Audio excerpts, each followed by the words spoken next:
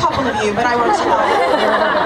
That's how the word slut usually works. If you ask 10 people, you get 10 different definitions. Is a slut a girl who has sex too young, with too many partners, with too little commitment, who enjoys herself too much, who ought to be more quiet about it or more ashamed? Is a slut just a woman who dresses too blatantly to attract sexual attention? And what do any of those words even mean? What's too young, too many partners, too little commitment, too much enjoyment, too blatant an outfit? For that matter, what's a woman, and does a slut have to be one? For a word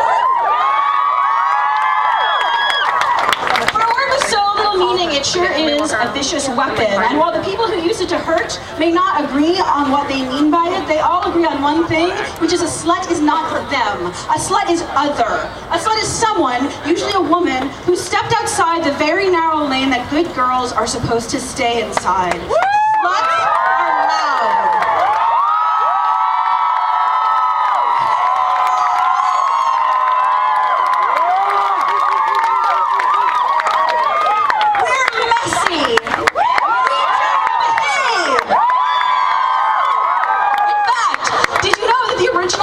Of the word slut meant an untidy woman. But relies on women to be tidy in all ways, to be quiet, obedient, agreeable, available, but never aggressive. Those of us who color outside the lines get called sluts. And that word is meant to keep us in line, to separate us, to make us police each other, to turn on each other, and to turn each other in so that we can prove to everyone else that we're not like that.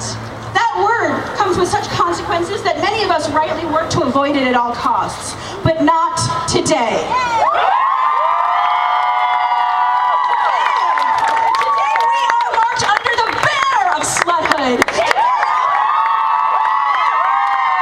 come together to say, you can call us that name, but we will not shut up. You can call us that name, but we will not cede our bodies or our lives. You can call us that name, but you can never again use it to excuse the violence that is done to us under that name every single day.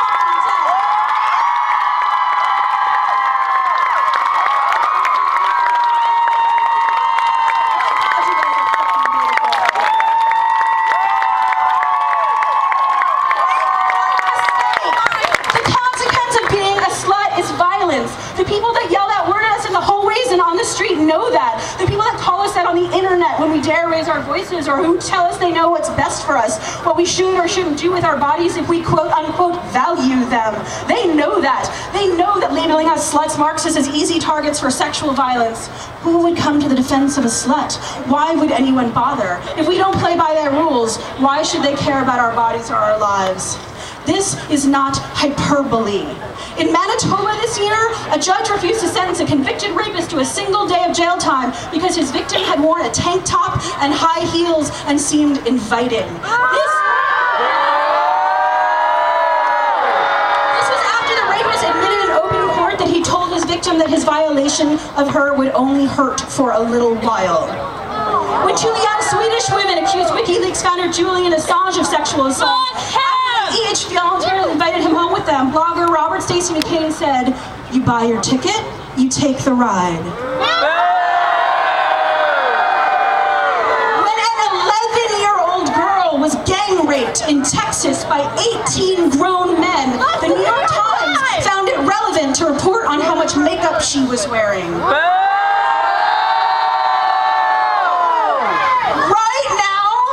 Serial killer loose on Long Island, and police aren't doing fuck all about it because he's mostly killing sex workers. The word slut is an act of violence, not just metaphorically. It gives permission to rape us, and the person who wields us doesn't have to lift a finger. It sends a signal. This one is fair game. Have at her. No one will blame you. Which is why when a Toronto cop told a group of law students at York University that the best way to avoid getting raped was not to dress like a slut, the people of Toronto took to the streets.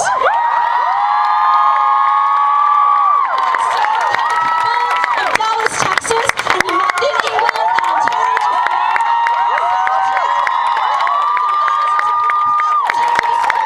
New Zealand, Amsterdam, Honolulu,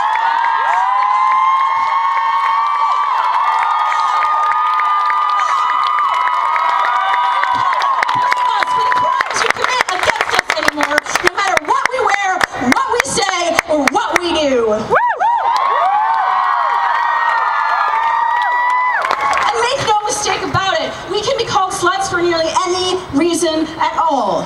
If we're dancing, if we're drinking, if we have ever in our lives enjoyed sex, if our clothes aren't made of burlap, if we're not color, we're assumed to be sluts because before we do a single thing because we're exotic.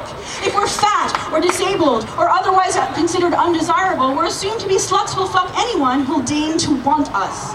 If we're queer boys, in order to punish us for not fearing the feminine. If we're queer women, especially femme ones.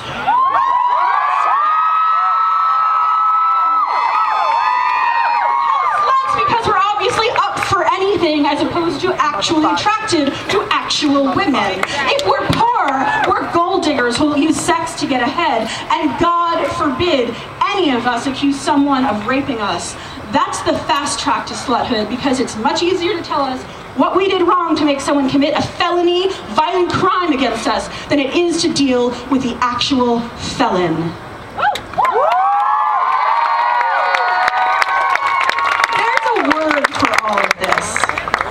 And it's bullshit. But there's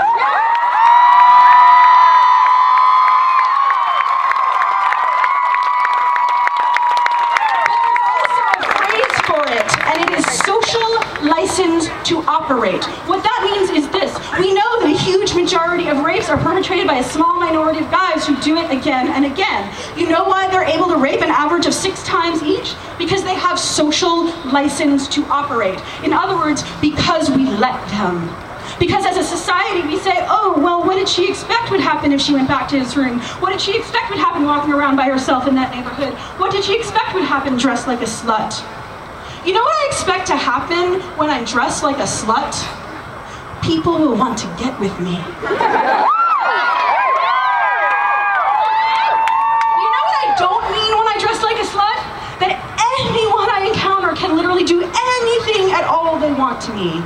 I know, it's shocking, because clearly you thought me wearing my tits out like this gives every single one of you carte blanche to do anything, whatever you might want to do with my body, and I'm very sorry to disappoint you.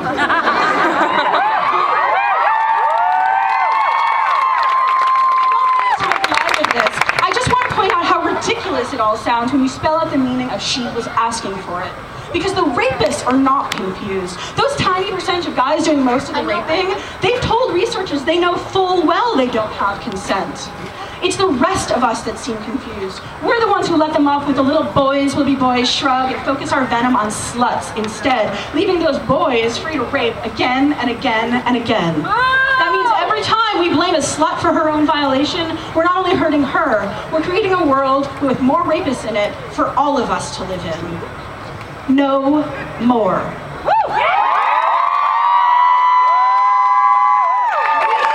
all, every single beautiful one of you, we are here to testify that this ends today.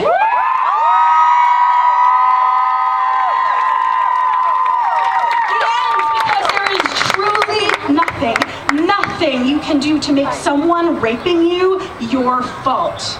It ends because calling other people sluts may make you feel safer, but it doesn't actually keep you safer. It ends because not one more of us will tolerate being violated and blamed for it. And it ends because all of this slut shaming does more to us than just the violence of rape. As if that weren't enough. The violent threat of slut shaming also keeps us afraid of our bodies and our desires. It makes us feel like we're wrong and dirty and bad and yes, very, very unsafe when all we want is to enjoy the incredible pleasure that our bodies are capable of.